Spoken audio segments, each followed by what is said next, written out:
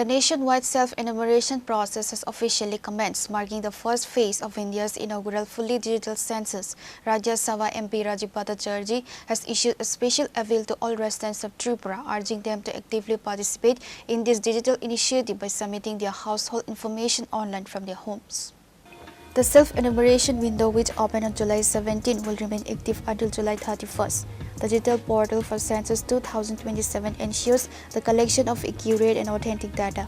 By transition to an online platform, this digital initiative significantly reduces paper consumption while utilizing advanced modern technology to streamline the enumeration process.